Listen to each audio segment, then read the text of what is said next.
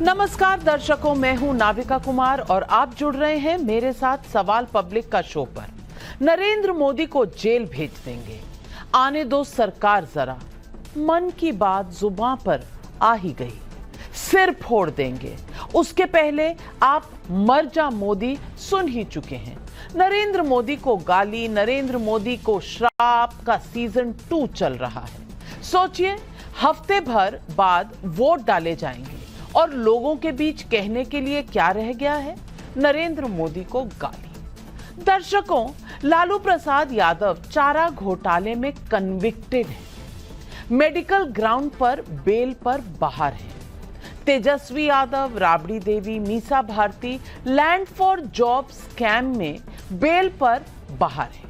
Rahul Gandhi, Sonia Gandhi national herald मामले में 50-50 हजार के निजी मुचलके में बेल पर बाहर।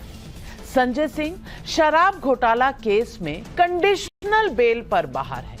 संजय राउत मनी लॉन्ड्रिंग के एक केस में बेल पर बाहर है। लेकिन 2024 के चुनाव में विपक्ष के मिशन को लीड कर रहे ये वो नेता हैं जो जमानत पर बाहर हैं। यहां तो जेल वाले नेता भी हैं। अरविंद केजरीवाल हैं, हेमंत सोरेन जो मोदी विरोध के कैंपेन के पिलर्स हैं। केजरीवाल जी की तो जेल वाली फोटो भी कैंपेन का हिस्सा बन चुकी है। देखिए आपके स्क्रीन पर ये केजरीवाल की तस्वीरें हैं और केजरीवाल की तस्वीरें जेल लगी हुई बार्स के साथ हैं। लेकिन मोदी के खिलाफ बेल और जेल वाले ऐसे नेताओं के अरमान सामने आ रहे हैं। बिहार की पाटलिपुत्र लोकसभा सीट से आरजेडी की उम्मीदवार और लालू प्रसाद यादव जी की बेटी मीसा भारती ने कहा है, अगर कहीं इंडिया गठबंधन की सरकार बनी तो प्रधानमंत्री मोदी और बीजेपी नेता जेल के अंदर बंद होंगे। ये मोहब्बत की दुकान है, याद रखिएगा। ये वो मीसा भारती हैं जो खुद बेल पर बाहर हैं और कब जेल जाना पड़े ये पता नहीं, कोर्ट की मर्जी। लेकिन तुर्रा देखिए, मीसा भारती ने मोदी को जेल में डालने की बात की तो चुनाव कैंपेन में मोदी मरेगा, डंडे से मोदी का सर फोड़ने वाला कैंडिडेट चाहिए और यहां तक कि मोदी के टुकड़े कर देना जैसे बयान पहले ही आ चुके हैं। मोदी को अपशब्दों की तो फहरिस्त बहुत लंबी है। उन्हें अपशकुनी कहा गया है, धोखेबाज कहा गया है, झूठों का सरदार कहा गया है, 10 सिर वाला रावण कहा गया है, ना जाने क्या क्या। सवाल पब्लिक का है कि क्या विपक्ष के मोहब्बत की दुकान में मोदी के खिलाफ सिर्फ गालियों का ही सामान है? यही है आज सवाल पब्लिक का।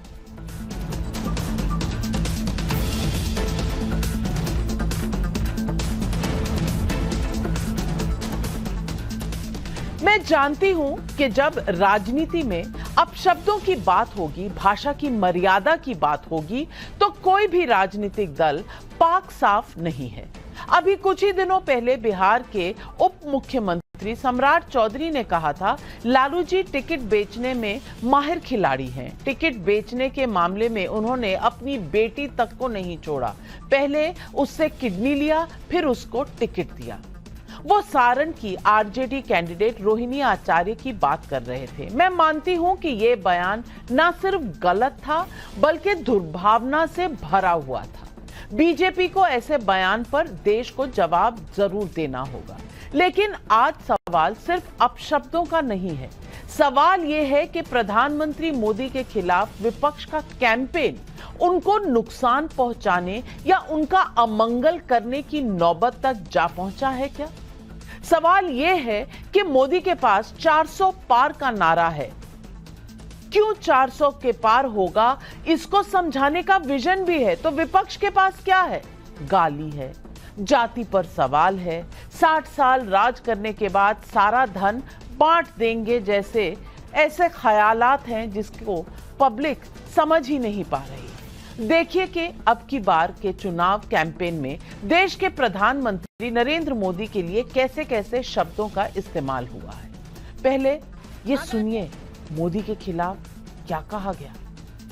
अगर देश की जनता ने कहीं हमें मौका दे दिया इंडिया गठबंधन को, प्रधानमंत्री से लेकर के जितने भी भाजपा नेता हैं जेल के अंदर बंद हो।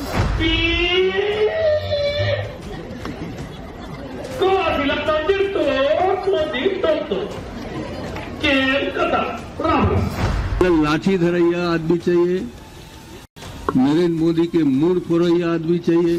तो डिफॉल्टर आदमी, तो डिफॉल्टर आदमी जब अपन बात करते ही नहीं, उसकी गारंटी हमारे लिए कोई मायने नहीं। तुम तो धोखेबाज हो, वादा करके भूल जाते हो। रामचंद्र आने की बात सीख रहा है, पीस आई लो। अरे भाई तुम बताओ ना कि तुमको क्यों परिवार में कोई संतान नहीं हो, तुमको हुआ बताओ। आज की ये बहस मोदी को जेल भेजने की धमकी को लेकर खड़ी हुई है। मैं पूछना चाहती हूं कि क्या गुजरात का मुख्यमंत्री रहते हुए नरेंद्र मोदी को जेल भेजने की कोशिश नहीं हुई थी क्या? 2010 में सुप्रीम कोर्ट द्वारा गठित स्पेशल इन्वेस्टिगेशन टीम ने नरेंद्र मोदी से 2002 की गुजरात हिंसा को लेकर लंबी पूछताछ की। वो भी मुख्यमंत्री थे और एक बार भी उन्होंने नहीं कहा था कि जांच एजेंसियों को पॉलिटिकल टूल बनाया जा रहा है, जैसा आजकल ईडी सीबीआई के लिए दावा किया जा रहा है। एसआईटी के चीफ रहे आर.के. राघवन ने अपनी किताब अ रोड वेल ट्रैवल्ड में लिखा है, 9 घंटों की पूछताछ में मोदी ने सभी सवालों के जवाब दिए। अपने साथ पानी की बोतल वो खुद लाए थे, चाय तक नहीं पी। यूपीए सरकार के दौरान ही मोदी को एसआईटी की क्लीन चिट मिली, बाद में नहीं, मोदी काल में नहीं, यूपीए काल में। एसआईटी की जांच पर सुप्रीम कोर्ट की मोहर भी लगी, लेकिन बेल वाले नेता आज फिर मोदी को जेल भेजने की धमकी दे रहे हैं। इस पर प्रधानमंत्री का कोई पलटवार तो नहीं आया है, लेकिन प्रधानमंत्री मोदी ने खुद को मिली विपक्ष की गालियों को लेकर क्या कहा, सुनिए प्रधानमंत्री नरेंद्र मोदी का ये बयान। जब मोदी को गालियां बढ़ जाए तो रुझान समझ जाइए, फिर एक बार जब ये लोग मेरे स्वर्गीय पिताजी या माताजी को गाली देने लगे तो समझ जाइए, फिर एक बार जब ईवीएम पर सवाल उठने लगे तो रुझान समझ जाइए, फिर एक बार भाजपा सरकार लोगों के हक का पैसा सीधे उनके बैंक खाते में ट्रांसफर कर रहा है। कांग्रेस की सरकार होती तो ये सब कुछ लूट जाता। ये लूट मोदी ने बंद की है और इसलिए मोदी पर उनका गुस्सा 7वें आसमान पर है और इसलिए कुछ भी बोलते जा रहे हैं। तो आज पब्लिक पूछ रही है सवाल पब्लिक का, नरेंद्र मोदी को हराने का कोई काउंटर नैरेटिव नहीं मिल रहा, इसलिए नरेंद्र मोदी को गाली और धमकी। क्या मोदी का यह दावा दमदार है कि चुनावी हार सामने देख विपक्ष गालियां दे रहा है? क्या करप्शन पर एक्शन का बदला विपक्ष नरेंद्र मोदी को जेल भेज कर लेगा? यही है आज सवाल पब्लिक का, और इन सवालों के जवाब देने के लिए आज हमारे साथ जुड़ रहे हैं बीजेपी के राष्ट्रीय प्रवक्ता शलभमणि त्रिपाठी, तहसीन पूनावाला कांग्रेस के सपोर्टर है, राजनीतिक विशेषज्ञ हैं, मनोज यादव समाजवादी पार्टी के प्रवक्ता कुछ ही समय में हमारे साथ जुड़ेंगे, प्रोफेसर सुबोध मेहता आरजेडी के प्रवक्ता हमारे साथ जुड़ रहे हैं, डॉक्टर पीयूष जोशी राजनीतिक विशेषज्ञ हैं, आम आदमी पार्टी को सपोर्ट करते हैं, लेकिन आज पहली बार हमारे साथ जुड़ रहे हैं रोहन गुप्ता जी, आज बीजेपी में शामिल हो गए। और रोहन गुप्ता जी, आपका सवाल पब्लिक शो पर और टाइम्स नाउ नवभारत पर हार्दिक स्वागत है। कम से कम इसी बहाने में कहूंगी बॉयकॉट टूटा, हम और आप कम से कम बातचीत तो कर सकते हैं। रोहन गुप्ता जी, कई बार यह बात उठी कि विपक्ष की स्ट्रैटेजी अगर सही हो तो शायद मोदी को हरा सकती है। लेकिन विपक्ष की स्ट्रैटेजी में अगर सिर्फ नियत है बदले की भावना की, तो क्या ये स्ट्रैटेजी बुक में है? ये इसलिए मैं आपसे पूछ रही हूं क्योंकि गालियां देने में कोई कमी नहीं छोड़ता। और आज तो मीसा भारती जी ने जो कहा है वो तो मैं क्या कहूं, सोने पे सुहागा है गालियों के सीजन 2 में, कि बस हम आ जाएं जेल भेज देंगे मोदी को। नविका जी, पहले तो जो मुख्य मुद्दे हैं, मैं 15 साल कांग्रेस पार्टी के कार्यकर्ता के नाते अलग अलग पोजीशंस पे दिल से काम किया, और उसके पीछे एक रीजन था कि एक विचारधारा की बात थी, एक तो राष्ट्रवाद की बात थी और एक सेंट्रल विचारधारा की बात थी कि लेफ्टिस्ट नहीं होना चाहिए जो, और सेंट्रल का मतलब ये है जो ओरिजिनल महात्मा गांधी के हम लोग सेक्युलरिज्म की बात करें तो मैं हिंदू भी हूं, मुसलमान भी हूं, सिख भी हूं, ईसाई भी हूं, सब धर्म मेरे धर्म है। और आज उल्टा हो गया, आज लेफ्टिस्ट विचारधारा कांग्रेस पार्टी होगी कि मैं कुछ भी नहीं हूं। और जब हमको ये सनातन का जब अपमान किया गया कांग्रेस पार्टी के हलाई के द्वारा, हम लोग ऐसे ही स्ट्रेटेजी कमेटी की मीटिंग भी होती थी, हम बात करते थे, सब लोगों ने कहा, सिर्फ मेरी बात नहीं कर रहा हूं, सारे पार्टी के प्रवक्ताओं का एक ही मत था कि हमको इसका बिल्कुल जवाब देना चाहिए, विरोध करना चाहिए। नहीं हुआ क्योंकि मानसिकता पूरी लेफ्टिस्ट हो गई, और इस लेफ्टिस्ट मानसिकता के साथ में मुझे नहीं लगता है कि देश की जनता कभी भी लेफ्टिस्ट मानसिकता का समर्थन ना आज किया है ना पहले किया है। 60 साल क्यों कांग्रेस पार्टी को इस देश ने दिए? क्योंकि सेंट्रल विचारधारा थी। दूसरी बात, मैं राष्ट्रवाद की बात पे आऊंगा। जिस अरविंद केजरीवाल के ऊपर राहुल गांधी जी ने यह आरोप लगाया था कि खालिस्तान के आतंकवादियों से मिले हुए हैं पंजाब के चुनाव में, पूरी तरह से पूरा चुनाव इसी मुद्दे पे था, आज उसके साथ कांग्रेस पार्टी खड़ी है। जिस व्यक्ति के खिलाफ करप्शन के इतने बड़े घोटालों के आरोप कांग्रेस पार्टी ने एक्साइज नीति के ऊपर प्रेस कर किए कि आपकी इतनी मजबूरी है कि आप अपना राष्ट्रवाद का जो मुख्य मुद्दा है वो भूल के इतना बड़ा आप कॉम्प्रोमाइज कर लें। तो 2-3 चीजें हैं, आज इंडस्ट्रियलिस्ट को आप गाली दे रहे हैं, आप दिल्ली में गाली दे रहे हैं और आपके राज्य जो है MOU साइन कर रहे हैं। तो ये विरोधाभास से जो विश्वसनीयता विपक्ष की होनी चाहिए, वो विश्वसनीयता पूरी तरह से खत्म हो गई। कई बार वो सही भी बोलेंगे तो जनता नहीं मानेगी, ये क्योंकि जब तक विश्वसनीयता आपकी नहीं है, आपके नैरेटिव में विरोधाभास रहेगा, तब तक जनता कभी भी आप पे जो आपको विश्वास नहीं करेगी। और हर मुद्दे पे आपको 5 एग्जांपल देता हूं। OPS की बात करी, राज्यों के मैनिफेस्टो में हम लोग ने OPS की बात की, सेंट्रल में चला गया। EVM का 2 चुनाव, कांग्रेस पार्टी EVM जब थे उस समय पे 2 चुनाव जीते, आज EVM पे ठीकरा फोड़ने की बात करें। जितने भी युवा नेता लीडरशिप खड़ी करने की बात है, सारे युवा नेता छोड़ के किसी ने कारण बड़े नेताओं के अभिमान के कारण जा रहे हैं। एक बाजू ये कहा जाता है कि सुप्रीम कोर्ट के ऑर्डर को हम मानते हैं, फिर राम मंदिर में नहीं जाने का क्या तुक था। तो ऐसे काफी सवाल थे। हम लोग, प्रवक्ता भी एक नागरिक है, सनातनी है, देश के नागरिक है, चाहते हैं कि जो उस पार्टी में काम करते थे एटलीस्ट जनता का नैरेटिव, जो बॉटम का नैरेटिव है, उसको तो पार्टी कहीं ना कहीं उठाए।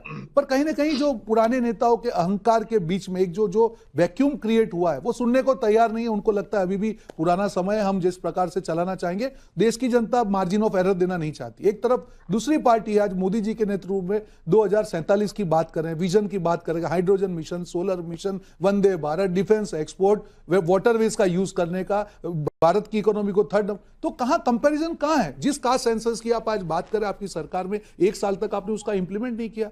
जनता के पास आप जब मुद्दे लेके जाते हैं और जनता को विरोधाभास दिखेगा, आप कितने भी सही होंगे, जनता आपको विश्वास नहीं देगी। वो विश्वसनीयता की कमी का खामियाजा आज पार्टी भुगत रही है और हमारे जैसे काफी कार्यकर्ता आहत है। लेकिन प्रधानमंत्री नरेंद्र मोदी को गाली देना, क्या ये एक 1 पॉइंट एजेंडा है कांग्रेस पार्टी का, और इस पर पार्टी में कभी चर्चा हुई? देखिए नविका जी, मैं व्यक्तिगत तौर पे मानता हूं, जब पार्टी में था तब भी कभी भी मैंने आज तक मेरी जिंदगी में कभी भी व्यक्तिगत टिप्पणी किसी के लिए नहीं की है, विपक्ष के हो या हमारे नेता हो, हमेशा मैं उसके खिलाफ रहा हूं। और जब भी आप ये टिप्पणी करते हैं, आप समझिए इसका फायदा नहीं होता, इसका नुकसान ही होता है। ये आपका फ्रस्ट्रेशन दिखाता है कि आप अपने मुद्दों में उतना दम नहीं है, इसलिए आपको व्यक्तिगत टिप्पणी करनी पड़ती है। जब भी होता है, आप अगर व्यक्तिगत टिप्पणी कर रहे हैं, इसका मतलब है कि आपको अपने मुद्दों पे, अपने नैरेटिव पे भरोसा नहीं है। तो मुझे लगता है कि किसी भी प्रकार की व्यक्तिगत टिप्पणी से बचना चाहिए। और पर आज कांग्रेस पार्टी में ये होगा कि जितनी भी आप व्यक्तिगत टिप्पणी करो, आपका प्रमोशन है, गाली दो, प्रमोशन लो, तो ये पॉलिसी नहीं होनी चाहिए। मुद्दों की बात कीजिए। बिल्कुल, जो अब ये एक नैरेटिव बन चुका है कि भाई गाली लो और प्रमोशन, गाली दो और प्रमोशन लो, ये नहीं होना चाहिए। ये कंपटीशन हो गया, ये नहीं होना चाहिए। आपको एक मुद्दा है, आप मुद्दों की बात कीजिए, देश के प्रधानमंत्री है, उसके ऊपर आप अटैक कीजिए, बात सवाल पूछिए, पर उस सवाल में ग्रेस होना चाहिए। और कोई भी पार्टी, मैं आज यहां पे बैठा हूं इसलिए मैं नहीं कहूंगा, कभी भी व्यक्तिगत टिप्पणियों का राजनीति में कोई स्थान नहीं होना चाहिए। हर पार्टी को अपने मुद्दों पे, अपने नैरेटिव पे जनता के पास जाना चाहिए और आशीर्वाद लेना चाहिए। जनता कभी भी कोई भी व्यक्तिगत टिप्पणी किसी भी पार्टी के द्वारा की जाए, जनता माफ नहीं करती। बहुत बड़ी बात आपने कही और यही सवाल मैं प्रोफेसर सुबोध मेहता से पूछूंगी। सुबोध मेहता जी, जब मीसा भारती जी कहती हैं कि भाई हम आएंगे सत्ता में तो मोदी को जेल भेज देंगे, तो आपको सत्ता सिर्फ इसलिए चाहिए क्योंकि मोदी को जेल भेजना है, क्योंकि आपके खिलाफ केसेस हैं? और विपक्ष में ऐसे कई नेता हैं जिनके खिलाफ केसेस हैं, जो जेल में हैं, कुछ बेल पर हैं। लालू जी भी कन्विक्टेड हैं लेकिन बेल पर बाहर हैं। लेकिन आपको सत्ता एकमात्र मोदी को जेल भेजने के लिए चाहिए। अब क्या इसलिए राजनीति हो रही है? क्या इसलिए चुनाव लड़े जा रहे हैं कि बस सत्ता आए और मोदी जी को जेल भेजे? नाविका जी, आपने बहुत अच्छा प्रश्न किया है। देखिए, 2024 का जो आम चुनाव, ये ऐसा आम चुनाव शायद भारत की राजनीति में पहली बार हो रही है, प्रजातांत्रिक व्यवस्था में पहली बार हो रही है, जहां चौक चौराहे पे मुद्दे की बात नहीं हो रही है। और मुद्दों का, भारत के जनमानस के मुद्दों का अपहरण अगर किसी ने किया है तो सांस्कृतिक वर्चस्ववाद के पर्दे के पीछे छुपकर, संस्थाओं को दुरुपयोग कर नरेंद्र मोदी जी की सरकार ने मुद्दों का अपहरण कर लिया है और मुद्दे को ये आने नहीं देना चाह रहे हैं। लेकिन एज ए ओपोजिशन पार्टी हम लोगों का दायित्व बनता है कि संघर्ष और संवाद के माध्यम से ही हम अपनी बातें जनता तक पहुंचा सकते हैं। संवाद का तरीका अलग अलग हो सकता है। इलेक्शन का समय है और इस इलेक्शन के समय में देश के जो नेता हैं वो माननीय प्रधानमंत्री हैं। अगर जो पॉलिसियां में कोई भी खामियां हुई होगी, अगर हम लोगों को लगेगा कि वहां पे कुछ ना कुछ भ्रष्टाचार दिख रहा है, तो हम तो ये बात करेंगे कि नेता अगर आप हैं, चौकीदार अगर आप हैं, तो आपको तो ये बोलना ही पड़ेगा ना कि अगर जिस तरीके से इलेक्ट्रोल बॉन्ड का मामला आया है, सेल कंपनियां बनाकर, ऐसी कंपनियां जिनका टर्नओवर नहीं है, वो ज्यादा आपको कंट्रीब्यूट कर रही हैं इलेक्ट्रोल बॉन्ड में, और उसके बाद जो है उसको 5 गुना ज्यादा का उसको ठेका मिल जाता है। तो ये भ्रष्टाचार का एक बहुत बड़ा मामला है। अगर देश संविधान से चलता है, क्रिमिनल लॉ से चलता है, अगर लगता है हम लोगों को कि भाई जो चंदे का जो धंधा है, तो चंदे का जिसने धंधा शुरू किया है उसको तो गले में फंदा लगना ही चाहिए। यहाँ पे देश के नेता, आप तो और आगे बढ़कर गले में फंदा डालने भी, मतलब कोर्ट भी आप, कचहरी भी आप, आरोप भी आपके। शलभमणि त्रिपाठी जी, मीसा भारती जी जिस पार्टी में है और मीसा भारती का नाम जिस कारण से पड़ा था, वो पार्टी अब सिर्फ जेल नहीं भेज रही, अब गले में फंदा भी डालने को तैयार हो गई है शलभमणि त्रिपाठी जी। अब जो जेल में, जो कोर्ट से कन्विक्टेड हैं, जो बेल पर बाहर हैं, हेल्थ ग्राउंड पर जो बेल पर बाहर हैं, लैंड फॉर जॉब स्कैम में, अब वो डिसाइड करेंगे फंदा किसको, कहां, किस मुद्दे पर।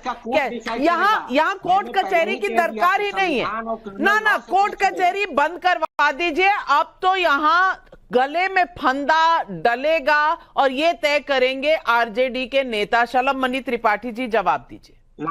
नाविका जी, मुझे लगता है कि ये जो नफरत इनकी है, चाहे कांग्रेस पार्टी के लोग हों, चाहे आरजेडी के लोग हों, चाहे समाजवादी पार्टी के लोग हों, इनका पूरा का पूरा इंडी गठबंधन जो प्रधानमंत्री जी के प्रति नफरत है, उसका सिर्फ एक कारण है कि आजादी के 7 दशक बाद भी, बोलने दीजिए, जैसे नाविका जी को समझाइए, आपके डिबेट में लगता है पहली बार आए। आप बोल चुके हैं सुबोध, प्रोफेसर सुबोध मेहता जी, आप बोल चुके। आप पहले पूरी बात सुन लीजिए, फिर काउंटर का समय दूंगी।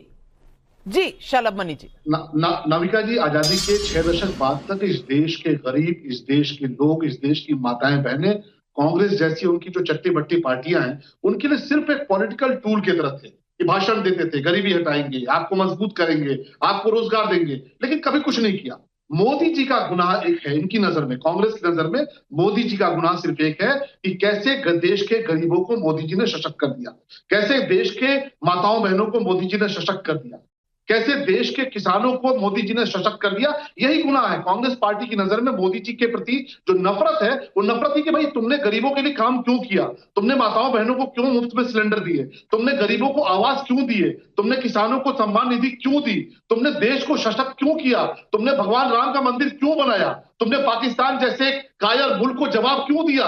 ये नफरत का कारण है और ये नफरत ऊपर से लेकर नीचे तक आ रही है। आप देखिए ना, मीसा भारती ने कहा और आरजेडी के प्रवक्ता कह रहे हैं कि गले में फंदा डाल देंगे मोदी जी के, मतलब इनका वश चले तो ये मोदी जी को फांसी चढ़ा देंगे। और ये शुरुआत कहां से हुई? राहुल गांधी ने कहा कि हमारी सरकार आएगी तो आप देखिएगा क्या करने जा रहे हैं। आपने प्रेस कॉन्फ्रेंस देखी होगी, राहुल गांधी का आपने स्टेटमेंट सुना होगा। और जो भी रोहन गुप्ता कह रहे थे, मैं उस पर जाना नहीं चाहता था, लेकिन रोहन जी ने कहा अभी, आप इनकी एक प्रवक्ता है जिनका मैं नाम नहीं लेना चाहता, सब लोग समझते हैं, उनको गाली देने वाली प्रवक्ता के तौर पर लोग जानते हैं। आप उनका 2 दिन पुराना ट्वीट उठाकर पढ़ लीजिए, आपको लगेगा कि देश के प्रधानमंत्री के लिए आप इस स्तर पे जा सकते हैं। आपसे हमारी दुश्मनी नहीं है, आपसे हमारी विचारधारा की लड़ाई है।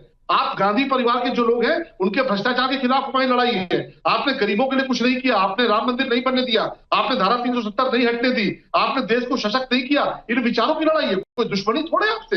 लेकिन जो भाषा है कांग्रेस पार्टी की, चाहे वो राहुल गांधी की हो, चाहे उनके राष्ट्रीय प्रवक्ता की हो, चाहे उनके जो दल है मीसा भारती की हो, चाहे इनके प्रवक्ता की है, इनका वश चले तो ये मोदी जी को आज डायनामाइट लगाकर उड़ा दे। क्योंकि नफरत ये है कि कैसे मोदी जी ने वंशवाद की राजनीति का सफाया कर दिया, कैसे गांधी परिवार की जो वंश बेल बढ़ रही थी और जब चाहते थे राजा की तरह आते थे और बूटों से लोकतंत्र को रौंदते हुए राजा बन जाते थे, मोदी जी ने उसका सफाया कर दिया। किस प्रकार से आरजेडी का जो जंगल राज था कि बाप के बाद बेटा, बेटे के बाद उनके परिवार के लोग, उसका सफाया कर दिया। बिल्कुल तहसीन पूनावाला जी, यही सवाल मैं आपसे पूछूंगी, क्या यह सही है कि गाली दो प्रमोशन लो की प्रथा है कांग्रेस पार्टी में? आप जैसे प्रवक्ता, आप इतने बड़े सपोर्टर हैं कांग्रेस पार्टी के, लेकिन आप मेन स्ट्रीम में नहीं है क्योंकि आप गाली नहीं देते, आपकी भाषा अच्छी है, आप मुद्दों की लड़ाई करते हैं, लेकिन आपने कभी गाली नहीं दी। शायद कांग्रेस पार्टी आपको ऑफिशियल स्पोक्सपर्सन नहीं इसलिए बनाती। और आज जो वहां ऑफिशियल स्पोक्सपर्सन रहे हुए हैं वो बता रहे हैं कि किस तरह का एक स्ट्रैटेजी बुक बना हुआ है और ये स्ट्रैटेजी सबको दिख रही है। ऐसा नहीं है कि यूपीए सरकार के द्वारा कोशिशें नहीं की गई, ये मैटर ऑफ रिकॉर्ड है, किस तरह से सीबीआई की फाइल्स पर क्या क्या एंट्रीज की गई, कैसे की गई, क्यों की गई, ये सबको पता है। आप भी उस दौर में थे, मैं भी उस दौर में पत्रकार के होते हुए ये सारे स्टोरीज उजागर हम कर चुके हैं। लेकिन प्रधानमंत्री नरेंद्र मोदी को जब एसआईटी ने बुलाया तो गए, बैठे 9 घंटे, जवाब दिए, नहीं कहा कि ये मेरे साथ बदले की राजनीति, वेंडेटा पॉलिटिक्स हो रही है। आज विपक्ष को हो क्या गया है?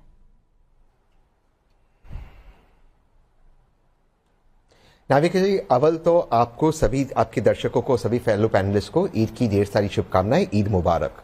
और नवरात्रि का शुभ वक्त चल रहा है। मैं ये मानता हूं कि इस तरह की बयान नहीं आनी चाहिए और मैं मीसा भारती जी के इस बयान से बिल्कुल इत्तेफाक नहीं रखता हूं। देखिए, हमारी लड़ाई भाजपा से, वो व्यक्तिगत लड़ाई किसी व्यक्ति या प्रधानमंत्री मोदी जी से नहीं। प्रधानमंत्री मोदी जी से बहुत सारे सवाल पूछने, नोटबंदी को लेकर 4 घंटे में जो लॉकडाउन के कई सैकड़ों लोगों की जानें तक चली गई। लेकिन ये कहना कि प्रधानमंत्री मोदी जी को हम जेल में बंद करेंगे, ये अनएक्सेप्टेबल है। वो पर्सनली लायबल या करप्ट नहीं है, इस चीज को हमें समझना चाहिए। इलेक्टोरल बॉन्ड्स की बात हुई, रोज मैं आपके शो पे आके भाजपा को कहता हूं कि बहुत भ्रष्ट पार्टी है, लेकिन कोई घर पे पैसे नहीं ले जा रहा, ये अलग किस्म की पॉलिटिक्स है। हम जिस मुद्दे के खिलाफ भाजपा के साथ लड़ते हैं कि वो पर्सनल फ्रीडम, पर्सनल लिबर्टी को क्लैम करती है। 2 सिटिंग मुख्यमंत्री इस वक्त जेल के अंदर है और वो भाजपा उसके लिए जिम्मेदार है। जिस चीज के लिए हम लड़ रहे हैं, हम वो चीज नहीं बन सकते। अगर हमें लोकतंत्र को मजबूत करना है तो लोकतंत्र वो उससे मजबूत नहीं होगा कि जिससे हम लड़ रहे हैं हम उसकी तरह बन जाए। लोकतंत्र उससे मजबूत होगा कि हम ऊपर उठे। दूसरी बात, जो आपका दूसरा स्टेटमेंट था कि बहुत सारे स्टेटमेंट्स माननीय प्रधानमंत्री के खिलाफ हुए, खैर उन्होंने भी पॉलिटिकल स्टेटमेंट्स दिए, मैं उन स्टेटमेंट्स में नहीं जाना चाहता। उन्होंने भी सोनिया जी को जर्सी का और राहुल जी को हाइब्रिड बच्चा का, लेकिन मैं उसमें नहीं जाना चाहता हूं। आज एक ऐसा वक्त है कि 2024 के चुनाव के वक्त हम सबको उठकर एक ऐसी नई राजनीति करनी होगी जिससे हम देश के अगले 10, 15, 20 सालों को डिफाइन कर सके। मेरी यह अपील है कि मीसा भारती जी का ये स्टेटमेंट को वापस उन्हें लेना चाहिए और किसी भी व्यक्ति को, चाहे वो अरविंद केजरीवाल और हेमंत सोरेन हो जो इस वक्त जेल में हो, या प्रधानमंत्री हो अगर वे हारते, उनको जेल में डालने की बात हमें नहीं करना चाहिए। इससे हमारा लोकतंत्र मजबूत होता है। ये मेरा लिमिटेड टेक है। मैं अपशब्दों की तो बात ही नहीं कर रही। और मनोज यादव जी हमारे साथ जुड़े हैं। मनोज यादव जी, अपशब्दों की बात नहीं हो रही, यहां मानसिकता की बात हो रही है कि भाई निपटाना है नरेंद्र मोदी को। और निपटाना कैसे है? आओ देखो ना ताओ, जो साम दाम दंड भेद बस निपटा दो।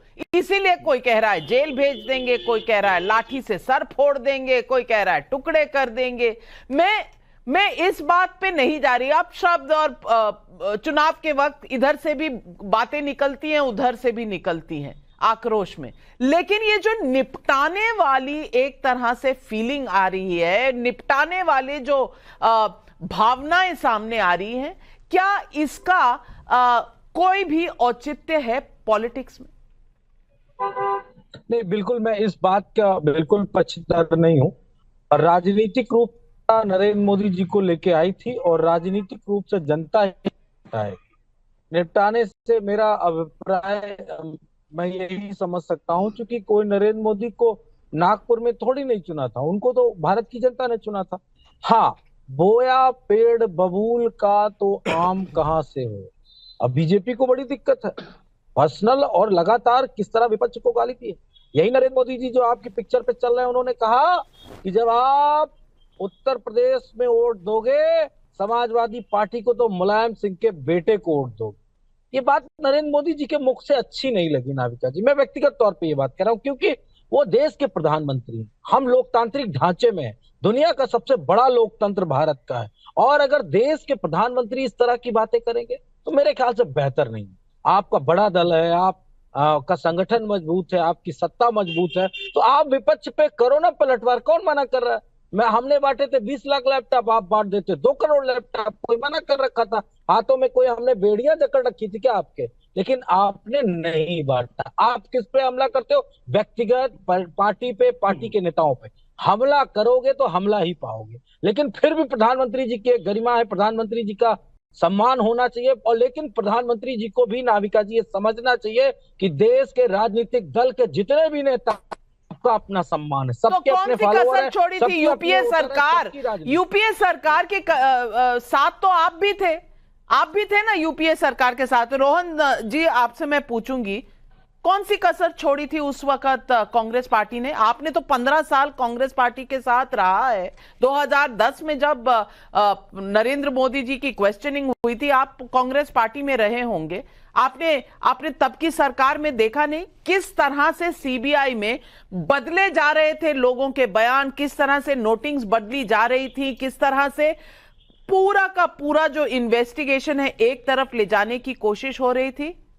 देखिए नविका जी, मेरा मानना है कि किसी भी एजेंसी का दुरुपयोग किसी सरकार को नहीं करना चाहिए। कई बार ये आरोप लगते हैं, तो कांग्रेस पार्टी की भी सरकारें थी, राजस्थान में थी, मध्य प्रदेश में थी, महाराष्ट्र में थोड़े समय के लिए रही। अगर उनको लगता था कि कोई आरोप है और इसके ऊपर उनके लीडरों के ऊपर एक्शन लेना चाहिए तो उसके समय में लेना चाहिए था। पर मेरा व्यक्तिगत तौर पे मानना है कि कोई भी एजेंसी दुरुपयोग नहीं करके दूध का दूध पानी का पानी होना चाहिए, और जो जिम्मेदार है, जो कसूरवार है, उसके ऊपर एक्शन होना ही चाहिए। कोई पॉलिटिशियन होने से उसको इम्यूनिटी नहीं मिलनी चाहिए। पर दोनों पैरामीटर पे ये चीज ध्यान रखना चाहिए कि एक तो अगर सबूत है तो कार्रवाई होनी चाहिए और वेंडेटा पॉलिटिक्स नहीं होना चाहिए। पर जिस प्रकार से, मैं वापस केजरीवाल जी की बात पे आऊंगा, क्योंकि मुझे ये कहा गया था कि 1 to 1 है, इसीलिए मैं आज आपके बीच आया था। मैं आज डिबेट में नहीं जा रहा हूं, बट फिर भी खैर आपने बुलाया, आपने आमंत्रित किया, मैं रहा हूं, but I was told 1 to 1। But जिस प्रकार से केजरीवाल जी के खिलाफ ईडी के इतने बड़े चार्जेस हैं, जिसमें कांग्रेस पार्टी ने उसका विरोध किया, उसके खिलाफ प्रेस कॉन्फ्रेंस की, जिस प्रकार से उनके आरोप थे, तो मुझे लगता है जब इतनी चीजें हो, उसको आप डिफेंड नहीं कर सकते, उसको आप बिल्कुल डिफेंड नहीं कर सकते। और लॉ अपना काम कर रहा है, सजा तो कोर्ट सुनाती है, सजा कोई पर्टिकुलर एजेंसी नहीं सुनाती। अगर सबूत है तो आप करिए, वहां से आपको बेल मिल जाएगी। पर लॉ के सामने जो गुनहगार है, वो पॉलिटिशियन हो नहीं हो, उसके सामने इक्वल ट्रीटमेंट होना चाहिए। अब सवाल का जवाब यही है पीयूष जोशी जी कि अगर मुद्दा है करप्शन का, तो ये करप्शन का मुद्दा कांग्रेस पार्टी ने भी उठाया था, और जब कांग्रेस पार्टी ने उठाया था तब घोटाला था। अब घोटाला गायब हो गया क्योंकि आप दोस्त हो गए। अब इस तरह की राजनीति में अगर प्रधानमंत्री एक स्टैंड ले रहे हैं, और वो क्यों स्टैंड ले रहे हैं? स्टैंड इसलिए ले रहे हैं क्योंकि घोटाला हुआ है, आरोप लगे हैं, कोर्ट में मामला चल रहा है, और इसीलिए कोर्ट के माध्यम से अगर जेल या बेल का फैसला होता है तो वो होता है। इसमें प्रधानमंत्री के साथ बदला लिया जाएगा, उन्हें जेल भेजा जाएगा, और यहां तक कि आज प्रोफेसर सुबोध मेहता जी ने तो यह भी कह दिया कि उनके गले में फंदा होना चाहिए। अरे भाई, ये क्या कंपटीशन है कि कौन ज्यादा जेल भेजेगा, कौन कम जेल भेजेगा, कौन सत्ता में आएगा तो सिर्फ जेल भेजने की बात करेगा क्योंकि उन्होंने हमें जेल भेजा था? अब इस तरह से चला करेगी ये देश की संस्थाएं?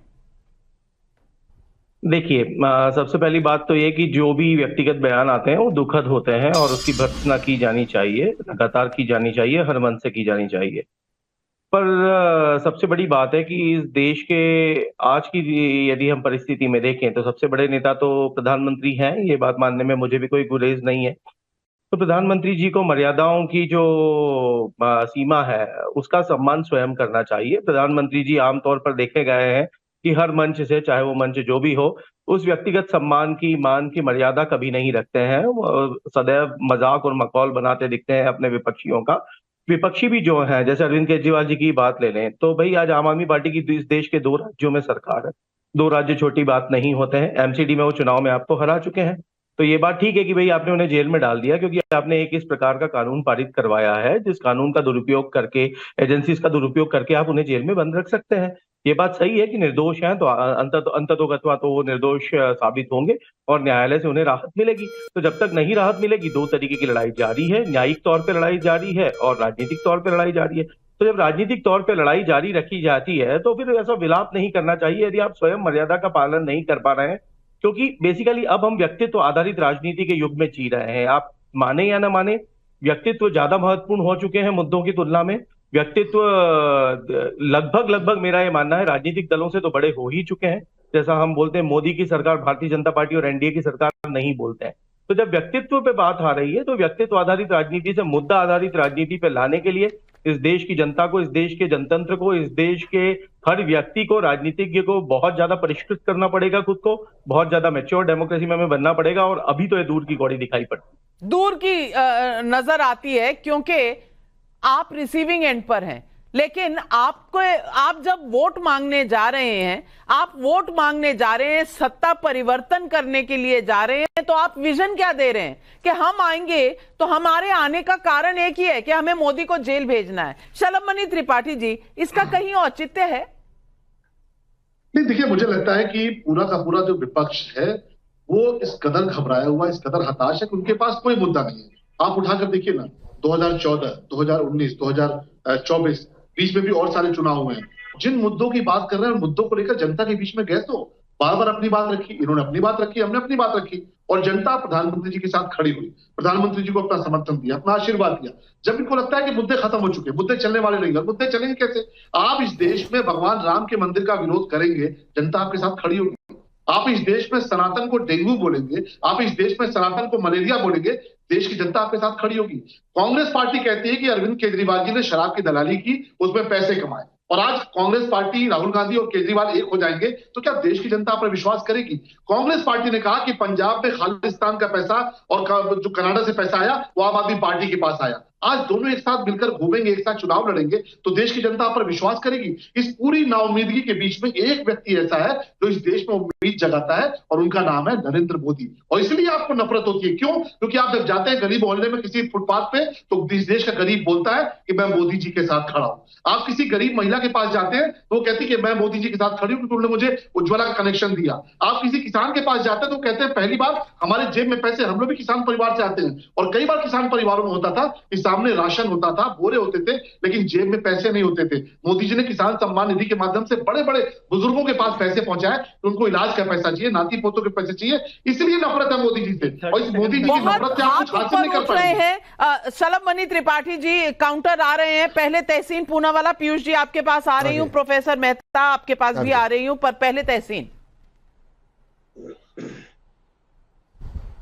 नाविका जी, मुझे पता नहीं था रोहन अब भी शो पे बैठे, तो ऑल द बेस्ट उनको, उनकी नई पारी, नई इनिंग्स के लिए। बहुत अच्छे प्रवक्ता थे वो कांग्रेस के लिए और अब नए रोल में उनको बहुत सारी शुभकामनाएं। नाविका जी, 2 चीज मैं कहना चाहता हूं। जब भी इस मुल्क पे कोई आफत या कोई तकलीफ आई है, जब भी इस मुल्क में कोई परेशानी आई है, सबसे पहले भाजपा ने मैदान छोड़कर भागे। चाहे फिर वो नोटबंदी से लोगों को परेशान करना, जिनकी वजह से लोगों की जिंदगी थी, लॉकडाउन करना, ऑक्सीजन पे जीएसटी लगाना, टैक्स लगाना, लोगों का साथ छोड़ना, या आज वर्तमान में जब इस मुल्क में एक हार्ट अटैक का पैंडेमिक है, उत्तर भारत में कैंसर का पैंडेमिक है, वर्तमान सरकार उस पर बातचीत नहीं करेगी। लेकिन मैं दोबारा से कह रहा हूं, इसका मतलब नहीं, ये मुद्दों को उठाना चाहिए, रोन उस बात में ठीक है, लेकिन इसका मतलब ये बिल्कुल नहीं है कि हम किसी को जेल में बंद करें। और जहां तक सवाल था केजरीवाल जी का, देखिए कानून इस तरह से है कि वो दोषी तो इन्हें उठा कौन रहा है?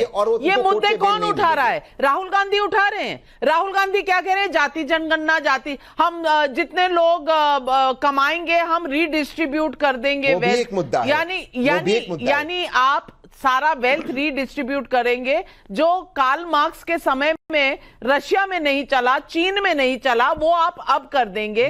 कोई मुद्दा आपके पास ठोस नहीं है। उधर मीसा भारती कह देंगी कि जेल में डाल दो, मेहता साहब आप कह देंगे गले में फंदा डाल दो। अब ये किस तरह की राजनीति है? नाविका जी आपने मेरे शब्दों को ध्यान से सुनिए, मैंने क्या बोला। ये देश कानून से और संविधान से चलेगा। अगर कोई चंदे का धंधा किया है तो उसके गले में फंदा पड़ेगा, ये मैंने बोला। संविधान और कानून के हिसाब से पड़ेगा, पहली बात। दूसरी बात, शलभ मणि त्रिपाठी जी कह रहे थे कि जीएसटी, आप देखिए किसानों का इन्होंने जिक्र किया, किसानों का क्या हाल हो गया। 700 किसान अपने जान, उनकी एक तरह से समझिए स्वर्गवास हो गया। और इन्होंने कानून पास किया विदाउट डिबेट एंड डिस्कशन, इन्होंने कानून पास किया।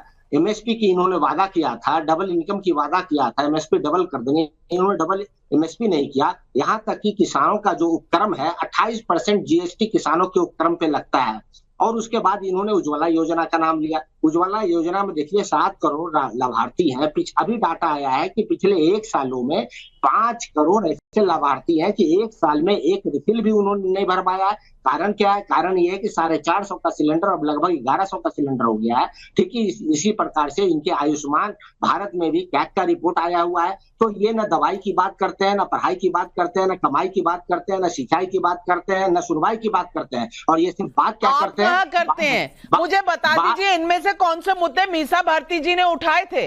मीसा भारती जी ने कौन से मुद्दे उठाए थे? और आपने जो फंदा कहा उसमें अब आपने संशोधन किया कि अरे भाई हम कह रहे थे संविधान और कानून, ये आपने पहले नहीं कहा था। ये शब्द आपके संविधान और कानून नहीं थे, आपने सिर्फ कहा फंदा आ जाएगा, यानी कि कानून की जरूरत नहीं है। फास्ट फॉरवर्ड करिए, फंदे डालिए, यही आप चाहते थे।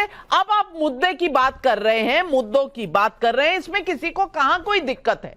आप विपक्ष में है, आपका काम है जवाब मांगना, और मांगना चाहिए, सत्ता पक्ष को घेरना चाहिए, इसमें किसी को परहेज नहीं है। मुद्दे की बात सिर्फ इतनी है कि विपक्ष घेरे सत्ता पक्ष को, इससे कोई किसी को परहेज नहीं है। लेकिन मनोज यादव जी, जब सिर्फ कोई कहता है लाठी से फोड़ दो, कोई कहता है सनातन जो है वो मलेरिया है, डेंगू है, एड्स है, ये किस तरह की भाषा हो गई है? और क्या विपक्ष अपने पांव पर खुद कुल्हाड़ी नहीं मार रहा? मैं आपसे पूछती हूं, आप तो सनातन धर्म में विश्वास करते हैं, हमारी आपकी कई बार इस बात पर चर्चा हुई है। जब डीएमके ने ऐसा वाक्य कहा, आपको सही लगा?